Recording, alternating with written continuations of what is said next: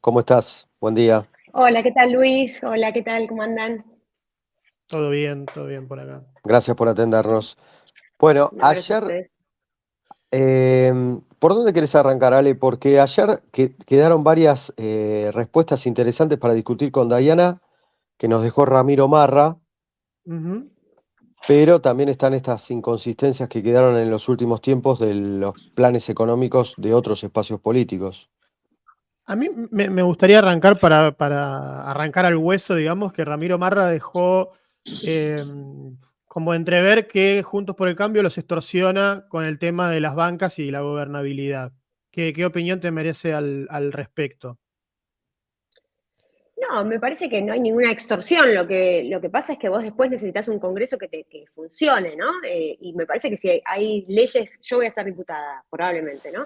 Entonces, si hay leyes que le sirven a la gente, serán votadas. No hay ningún problema con eso. Lo que pasa es que si vos no tenés mucho músculo legislativo, nosotros ya sabemos lo que nos pasó en 2015, que fue muy difícil ir contra eso. Entonces, ese es el único tema que uno resalta. Y el otro tema también que me parece que nadie está haciendo doble clic en qué llevan las listas de Milei, porque es algo que se formó así, a las apuradas, listas que se están cayendo.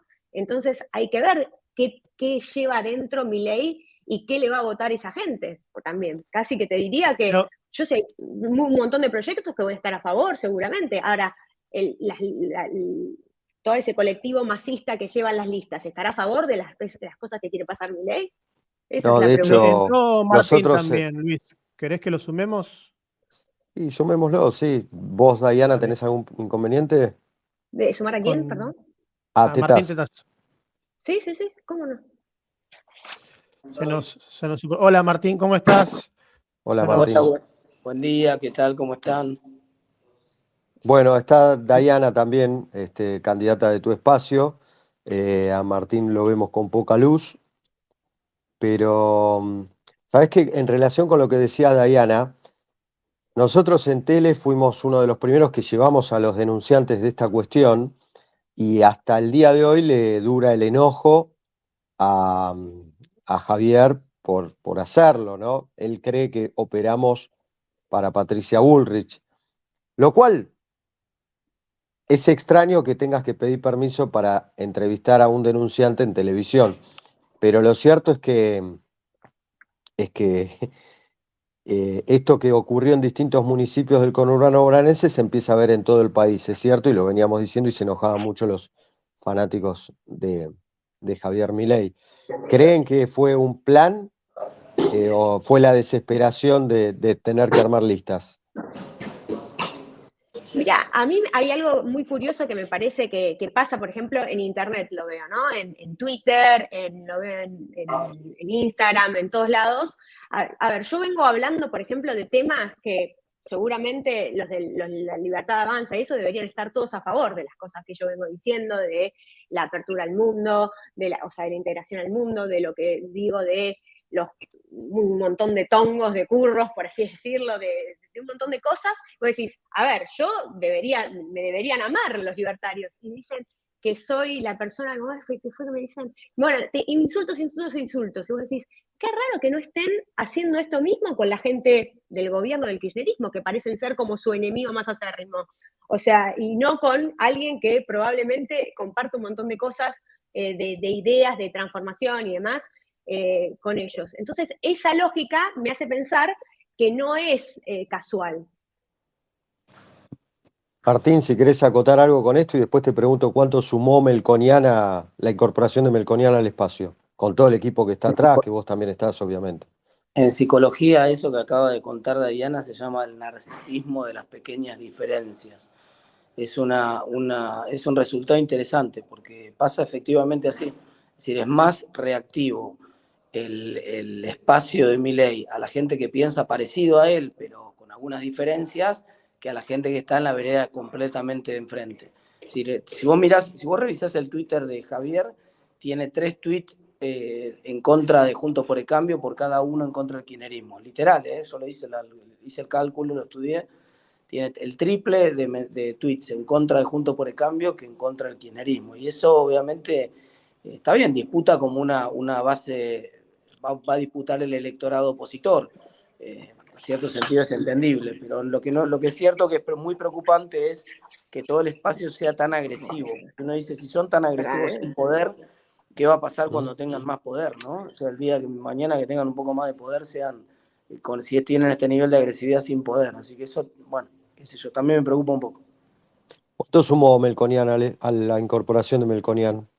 Sumó un montón porque permitió que un partido que nosotros veníamos perdiendo 5-0 en economía, lo empatáramos en economía y ahora podamos poner a Patricia en valor en todas las áreas en las cuales su diferencia es muy grande. O sea, en cualquier otro tema, sea educación, salud, ni hablar seguridad, ni hablar política exterior, la propuesta de Juntos por el Cambio es muy superior a cualquier otra de las propuestas que están alternativamente hoy en el espacio político. Así que obviamente nosotros teníamos una pata débil en economía, lo tuvimos durante toda la campaña. La PASO nos desgastó muchísimo en la interna nuestra y tampoco tuvimos una propuesta económica clara para la gente. Bueno, ahora la tenemos. Somos los que tenemos el mejor proyecto económico, el mejor equipo, el más probable de ser realidad por esto del apoyo parlamentario sobre lo que hablaba Diana más temprano. Entonces, le sumó un montón lo de Melconian, porque permitió empatarle la ventaja número 1 que tenía él. Que salgan a la cancha más, con más presencia ustedes, que son, vos nadie te puede decir que sos parte de la casta, Martín, y Diana es alguien joven que se suma a la política. ¿Es para disputarle el voto joven a Milei? Porque los candidatos de Milei da la sensación, por lo menos los que llevan a la tele, que son más jóvenes, otras caras, otras figuritas, un rostro distinto y es más fácil presentarlos como algo nuevo. Ya me cago uno, me cago el otro, voy por algo distinto, aunque sé que quizá me termine cagando. Es casi la lógica de muchos a la hora de votar. ¿Está pensado de esa manera? ¿O ustedes también piden una renovación en Juntos por el Cambio?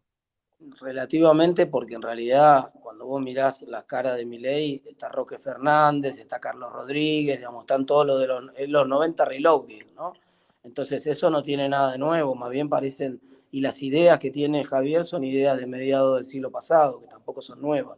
Entonces no parece ser nada nuevo en ese sentido. Es cierto que el fuerte de él es el público joven por los canales y por los modos. Yo siempre digo que cuando uno mira los fenómenos en América Latina de emergencia de personajes de ese mismo estilo, van donde está vacante el espacio. En Chile, el Milei de Chile se llama Gabriel Boric, es presidente hoy. Y fue por la izquierda, porque Chile estaba corrido ideológicamente del centro a la derecha. Estaba vacante la izquierda, encontró un lugar de izquierda y con modos disruptivos. Y saliéndose del político tradicional hizo pie ahí. Ahora, eso no implica que nosotros tengamos que tener una instancia reactiva, más bien todo lo contrario.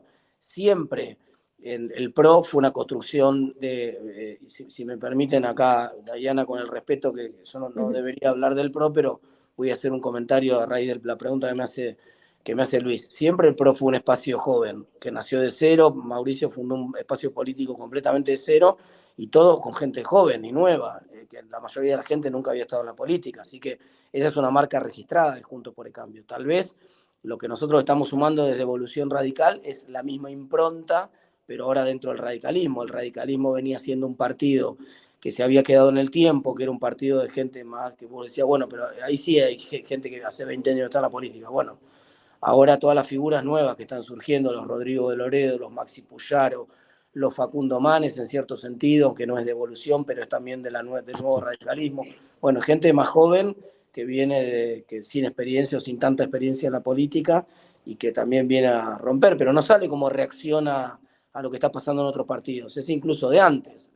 Claro. Sí, adhiero ahí a lo que dice Martín, que es como la marca esa registrada del PRO de poner gente nueva, incluso a veces, viste, que irrumpían de la cultura y demás, que decían, sí, ¿por qué este? Y sí, ¿por qué no? O sea, ¿por qué también gente que venga de afuera? Entonces, este discurso de la casta y demás parece como raro planteárselo a un conjunto de gente que después de mucho tiempo, o sea, fíjate que le dijeron a Mauricio, le habían dicho, armate un partido, ganá las elecciones, armó un partido, ganó las elecciones, y ahora cuando empieza a transformar y empieza a consolidar ese partido, quieren aparecer algo nuevo, ponele, porque esto que decía Martín, de que no es tan nuevo cuando haces hurgás un poquitito, me parece que es porque le tienen miedo a lo nuevo que nació y que no solamente ganó en un momento de las elecciones, terminó un mandato, sino que se trascendió y ahora está dando pruebas que puede trascender, digamos, al fundador inicial, que puede haber sido el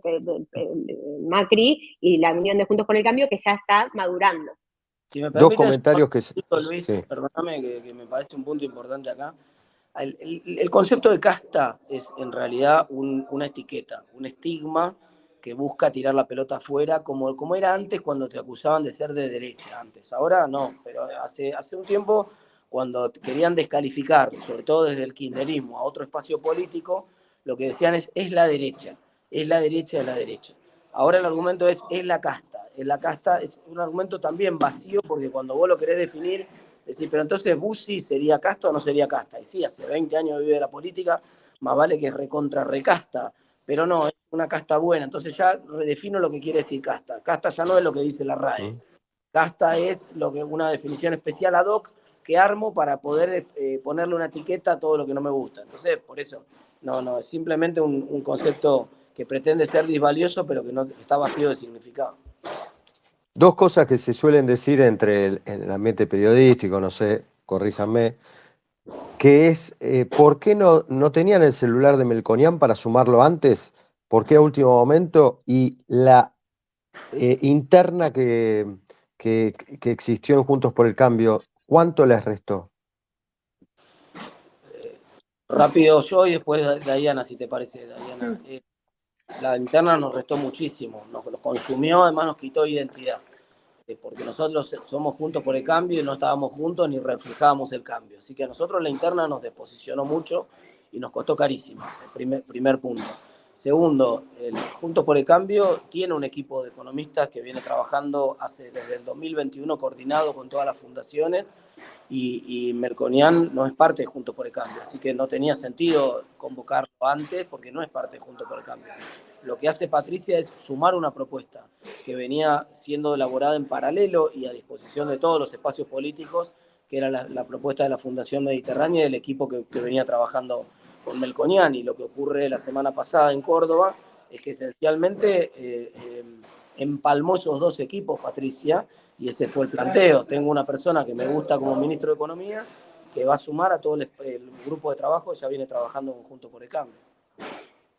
Sí, lógicamente sumar a alguien que además tiene un montón de experiencia, que tiene un montón de equipo, no hace más que seguir nutriendo al espacio que ya, digamos, ya tenía un montón de gente muy valiosa, pero y agregando a lo de Juntos, a lo de la interna, me parece que si bien pudo haber sido un poco, atemporal, ¿no? Porque en el fondo vos hoy te queda poco tiempo hasta la elección final, después de las PASO, pero la verdad que es necesaria porque se está formando de nuevo, se está formando un partido que tiene que trascender a las personas. Entonces, me parecía que de qué manera podías dirimir las diferencias que había de cómo debía seguir Juntos por el Cambio, el liderazgo de Juntos por el Cambio. No había una forma diferente, me parece a mí, de dirimirla, porque si no ibas se estaban discutiendo cuestiones, no de fondo, porque todos queremos el mismo país, pero se estaba redefiniendo algunas estrategias y lineamientos. Entonces, eso no podía venir papá y decir, sí, esto no. Entonces, me parece que era necesario, como madurez del espacio político, que existiera una interna. Lástima que somos el único partido de toda la Argentina que realmente lleva, el único espacio de toda la Argentina que lleva una interna competitiva, porque el resto no lleva. Entonces, Arrancamos con Dayana porque es del PRO y después sale, mete las preguntas que vos quieras. ¿Ustedes se preguntan dentro del espacio para quién juega Macri? Yo no me lo pregunto porque la verdad es que me parece obvio que juega para Juntos por el Cambio, porque juega para el PRO, es evidente. Y a veces más que, no sé, más que lo que uno pueda decir racional, porque me parece que racionalmente es obvio, pero a mí hay una imagen que vale más que mis palabras. En el búnker, el día que estaba ahí Patricia y demás, la imagen de Antonia dándole un abrazo a Patricia lo dice todo. Esas cosas se maman en la casa, además, ¿viste? Porque vos sabés, si tenés hijos, sabés que tus hijos repiten o que hacen cosas parecidas a lo que escuchan en la casa. Y el O abrazo sea que que Macri no quería la reta. que te estoy diciendo es que Macri, bueno, en ese momento, no estoy diciendo eso. Digo que el corazón de Mauricio está en Juntos por el Cambio, está en el PRO, o sea, y es así. Martín. Hay un contrafactual importante, ¿no? Que queda boyando con el diario del lunes. ¿Qué hubiera pasado si Macri hubiera pretendido ser candidato él? ¿No? Siempre se pregunta eso. Si eso hubiera evitado la interna de Juntos por el Cambio, si eso la hubiera consolidado de otra manera. Esa es una pregunta válida para hacerse y para dejarla picando, ¿no? Pero la verdad que tampoco, digamos, ya está, tomó su decisión fue no participar de la candidatura, no participar de la PASO y dejar que el espacio encontrara sus nuevos liderazgos, y eso fue lo que pasó en la PASO, así que no me parece absolutamente normal.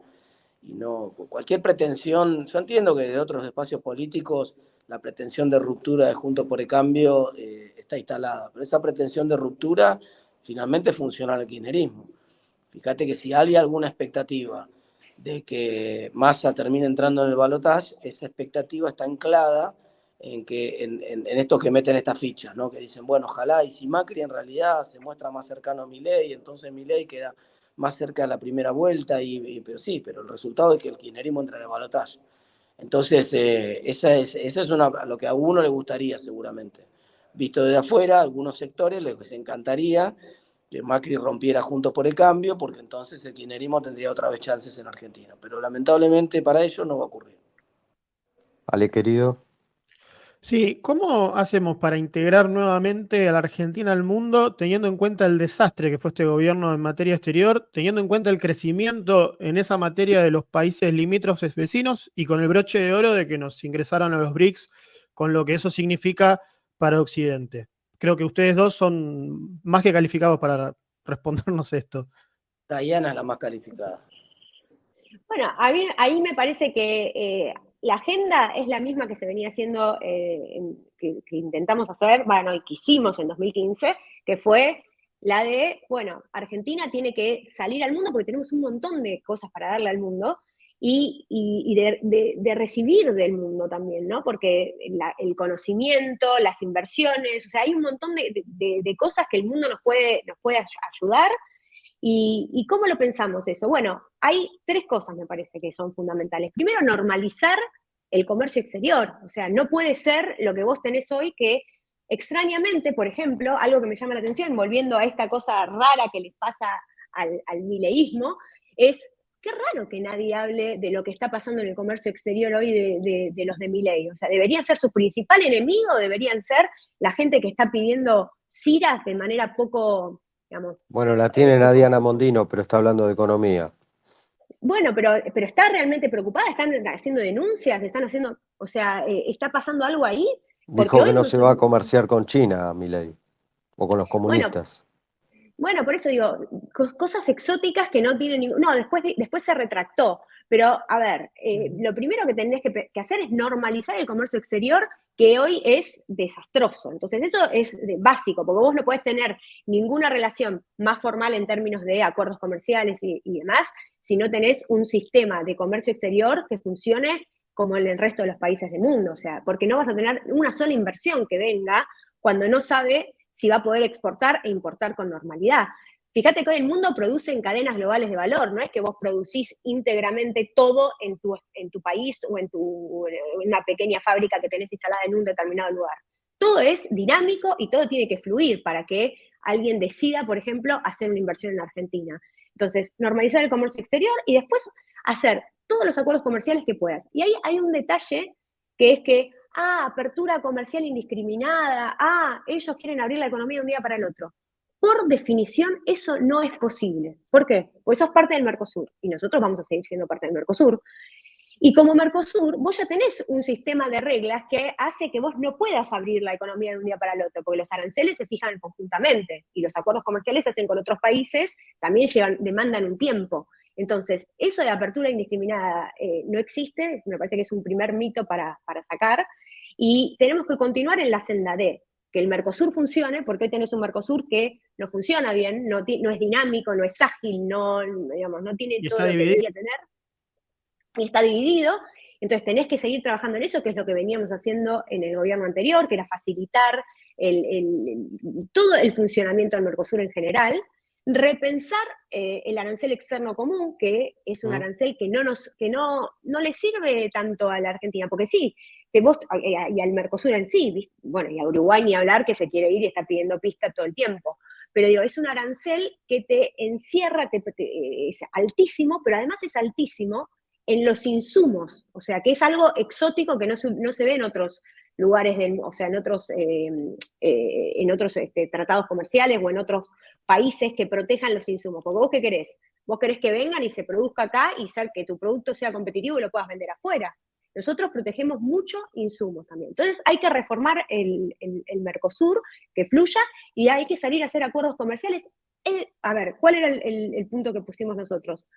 Unión Europea era el primer bloque con el que nos gustaba hacer un acuerdo. ¿Por qué? Porque era un acuerdo estratégico, era a muchos años, a 20 años, que te permitía también anclar expectativas y decir, bueno, toda la gente, todo el sector productivo se tiene que alinear también a esto, pero con 20 años, no era algo de un día para el otro. Y además anclaba expectativas con un bloque de salarios altos, que vos no ibas a entregar tu industria tampoco. Entonces me parecía que era un buen comienzo. Martín. No, yo aprendo acá, así que... Te hago entonces otra, mirá. Con una mano en el corazón, ¿cómo calificarías la campaña de Juntos por el Cambio? Porque hay un dato que vos, que sos un hombre de los números y de las matemáticas y de las estadísticas, el kirchnerismo perdió miles y miles de miles de votos, millones de votos, perdió, corregime, más de 6 millones de votos, pero Juntos por el Cambio cayó entre elección presidencial y elección presidencial varios puntos, de 40 y medio a 28,3 terminaron sacando. ¿Cómo me lo explicás? ¿Y cómo fue la campaña? ¿Cómo calificás la campaña? Vos me pediste que te corrija, así que te voy a corregir. Nosotros sacamos en la PASO del 2015 24% de los votos, en la PASO del 2019 28% de los votos y en esta PASO también 28-29% de los votos. Así que no hubo ninguna pérdida de votos en las PASO, comparando las PASO.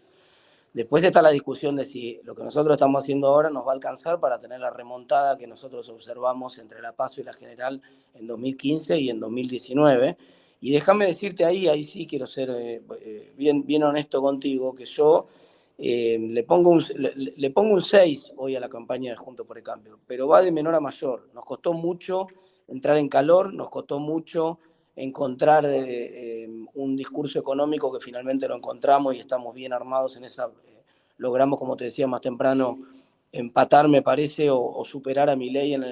Cada vez que habla Milei también es una posibilidad de crecer nosotros porque empiezan las contradicciones de ellos mismos y ya parece que no van a hacer ninguna de las cosas que proponían. Entonces, me parece que ahí nosotros estamos mejor, pero empezamos mal porque todo el proceso electoral previo a la PASO, por las razones de nuestra interna, tuvimos que invertirlo en definir quién iba a ser nuestro candidato en vez de hablarle a la gente de cómo resolver el problema de la gente, y eso nos desperfiló. Nosotros empezamos mal, después de definir un candidato tardamos un par de semanas en cicatrizar las heridas que nos había dejado la PASO y en encontrar una narrativa, y ahora recién la estamos encontrando. O sea, estoy más conforme a medida que pasa el tiempo de qué forma va teniendo esa campaña, pero si le tengo que poner una nota promedio hasta acá, le pongo un 6. No estoy satisfecho por todo esto que te conté. ¿No crees en las encuestas que dicen que están terceros, quedándose afuera del balotaje? No. No, porque no. ¿Por qué no? Porque yo sí creo que puede haber una consolidación del voto de Milei, sí creo que los 35 puntos que muestran muchas de las encuestas que tiene Milei ahora puede ser, porque está el efecto ganador, por muchas razones. Lo que no creo de ninguna manera es en que Massa pueda haber crecido, ¿no? Más bien me parece increíble esa posibilidad, y solamente explicable por la fortuna que gasta el gobierno en pagar a esos encuestadores, porque realmente todos los indicadores económicos del gobierno son peores que los actuales. Me resulta increíble pensar que alguien que no estaba dispuesto a votar a Massa con el dólar a 540 y con la inflación en 6, vaya a estar dispuesto a votarlo ahora con el dólar en 800 y la inflación en 12, o no sé cuándo el número que va a salir en la semana que viene, pero va a ser escandalosamente alto. No encuentro ¿Cómo hace? Sí. ninguna Y razón Martín, para explicar que Massa puede haber crecido. ahora vamos con Diana, pero ¿cómo haces vos en un balotaje para pelearle la elección a Milei si Milei te saca más de 5 puntos de diferencia y con el kirchnerista definiendo la elección? Scioli también le sacó 5 puntos de diferencia a Macri en el balotaje del 2015, y Macri después lo pasó por arriba. Si vos miras la cantidad de votos que sacó Milei ahora, Milei sacó 7 millones de votos. ¿Sabés cuántos votos sacó Macri en 2015 en la primera vuelta? La paso espantosa, esa que se derrumbó la economía, que fue una tragedia porque fue la peor elección de Juntos por el Cambio. ¿Sabés Debe haber cuántos? sacado más o menos lo mismo, No, 8 millones, sacó 1 millón de votos un más. millón más. Entonces, ¿qué te quiero decir con esto? Que el resultado, hay una lectura del resultado que plantea un panorama distinto del que los fríos números del resultado muestran. Los fríos números del resultado muestran es un triple empate técnico prácticamente, porque hay un montón de gente que no fue a votar y con cualquier otra muestra de gente que haya ido a votar distinta de la que votó, el resultado puede ser distinto. O sea que está abierto el resultado de la elección. Está realmente abierto. Yo creo que condenatorio para el oficialismo por lo que está pasando después, porque todo lo que pasó después empeoró la situación de la economía y hace que el oficialismo para mí le sea muy difícil entrar en el balotaje. Ahora también es cierto, y te cierro con esto y quiero escuchar la de Diana, que cada una de las definiciones de Milei, que a la vez que le endurece su núcleo duro de votantes, lo aleja del que no lo votó. Le pone un techo en el balotaje. Cada vez que Milei dice, tiene propuestas que son disparatadas, esas propuestas disparatadas hacen que un montón de gente diga, no, yo si tengo que elegir, no, por ahí voy con otra opción en primera vuelta, pero si tengo que elegir en un balotaje, no quiero que Milei sea presidente. Sí. Diana. Sí, yo ahí para agregar, a ver, no consumo encuestas básicamente porque creo que hoy perdieron total el pulso de la sociedad, entonces me parece que son cosas más bien a veces operadas y además porque, por ejemplo, si hubiera consumido encuestas durante la paso anterior, Ganaba la ah, reta. claro, entonces yo dije, no, mira, esto me desentiendo y vamos a hacer, por ejemplo, íbamos a poner mesas, que esto era muy genial porque llegábamos, estábamos solos, o sea, yo tenía una señora que venía con una mesa de fibro fácil y poníamos una mesita y parecíamos ahí, viste, todo por 2 pesos, pero la gente veía que había gente que se separaba a hablar con nosotros porque nos veía normales, viste, o sea no veo el aparato. Y ahí también sentías un poco más el pulso de lo que estaba pasando. Veías, viste, cuando salías con Patricia a caminar, bueno, cómo la gente se juntaba a hablar con ella y demás. Entonces, yo ahora lo que quería es, por lo menos lo que voy a hacer yo, es no mirar encuestas, porque si hubiera mirado encuestas en ese momento, me llevaba un chasco enorme. Entonces, es focalizarnos en cuál es nuestra propuesta, y yo estoy convencida que tenemos una propuesta que es mucho, que es superadora, o sea, porque tenemos la cosa esta reformista que queremos hacer, tenemos el músculo para hacerlo, tenemos el plan, tenemos el equipo, y además no tenemos cosas raras. Y yo empiezo a detectar esto también, por ejemplo, en madres, en amigas y demás que antes no prestaban atención, pero dicen, no, pará, a ver, ¿qué es esto de los vouchers de educación? ¿Qué es esto de las armas en los colegios? O sea, locuras. Imagínate que nosotros tenemos cerrada la importación para un montón de cosas y vamos a importar problemas que no tenemos, como por ejemplo las armas. O sea, es una locura. O que venga ahora el presentador de Fox News, que lo echaron de Fox News. Mirá que para que te echen de Fox News tenés que estar a unos debidos estándar fuertes. Entonces, o sea, ¿cómo vamos a importar problemas nuevos? O sea, no tiene sentido, y me parece que la gente empieza a detectar esto, que cuando vas a hacer un doble clic no existe o es más problema. Ale, Sí, nos queda poco tiempo. A mí me gustaría nos queda preguntar también acerca de la personalidad de los candidatos, ¿no? Eh, Bullrich se ha serenado quizás en la campaña, se ha larretizado, podríamos decir, en el buen sentido. ¿Y a ustedes qué les parece los otros dos candidatos? Un Massa que está todo el tiempo como enojado, ya tirando promesas incumplibles y que además también con la campaña del miedo, y un Milei que, bueno, los dejo a ustedes que lo analicen.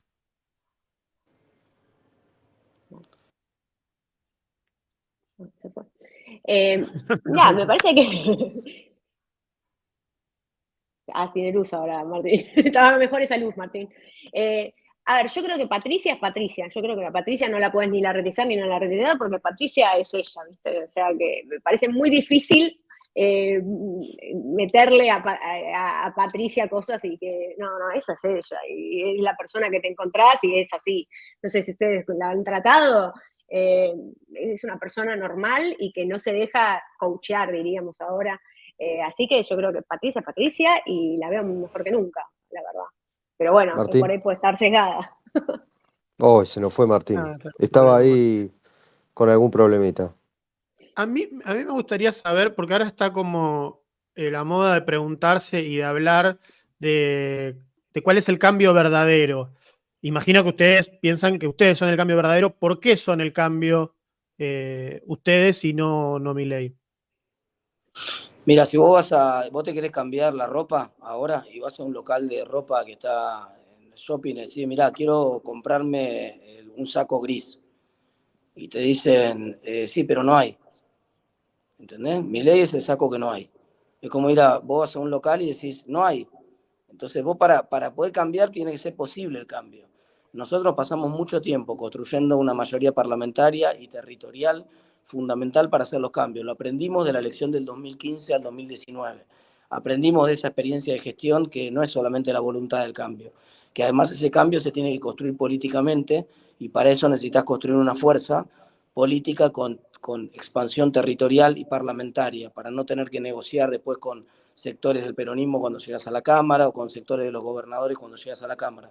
Hoy, Juntos por el Cambio tiene, después de la elección, si se repiten los resultados de la PASO, va a tener mayoría en el Senado, primera minoría muy holgada sobre el kirchnerismo, ni hablar sobre los otros espacios en la Cámara de Diputados, y más de 10 gobernaciones, depende de si ganamos o no en la provincia de Buenos Aires, pueden ser 11.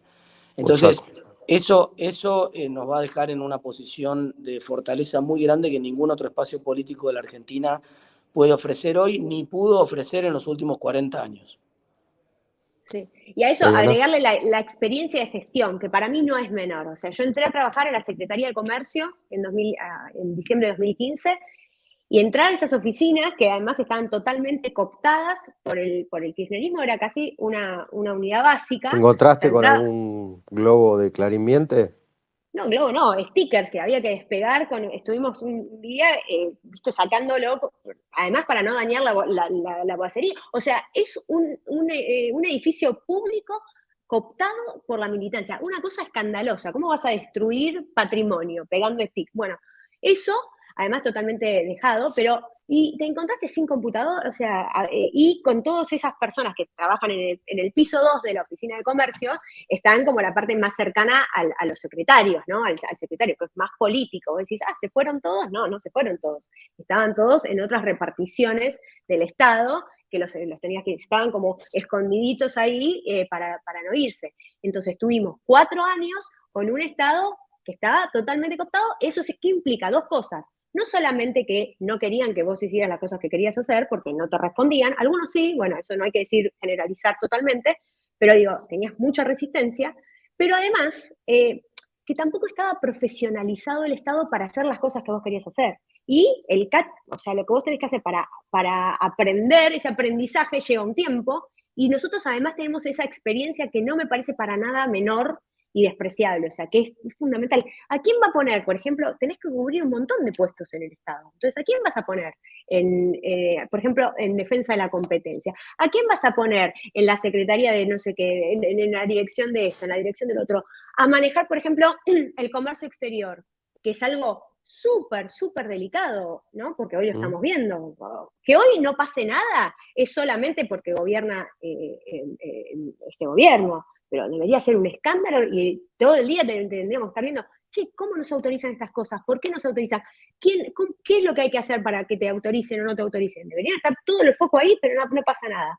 Entonces, eso me parece que es fundamental. Y me pregunto, ¿a quién va a hacer? ¿Quién va a poner? ¿Va a clonar a la hermana? ¿Qué va a hacer para llenar esos puestos? O sea, me parece como que es otra pregunta. O sea, somos el cambio real porque es el cambio posible.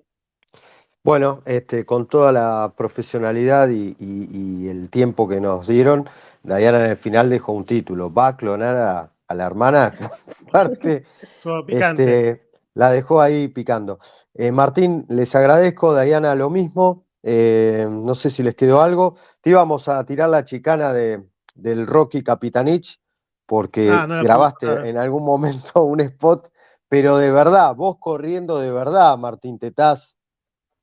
Sí, yo lo hubiera querido ver a Capitaniche moviendo las patas de verdad. No, no, sí, la verdad que le puso la carita a Rocky y muy gracioso, pero no puede subir ni 3 escalones. Pero bueno.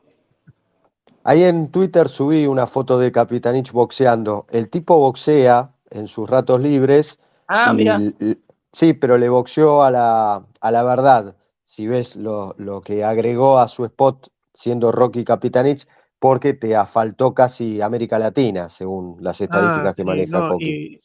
y hicieron 250 escuelas solo en resistencia, tienen más Ah, escuelas insólito. que manzanas. Les agradezco mucho, Bueno, muchas les Gracias a gracias. agradecemos ustedes. Gracias. mucho. Muchas Chau, gracias. chau. Chau, chau. Ahí se va Martín Tetaz, Diana.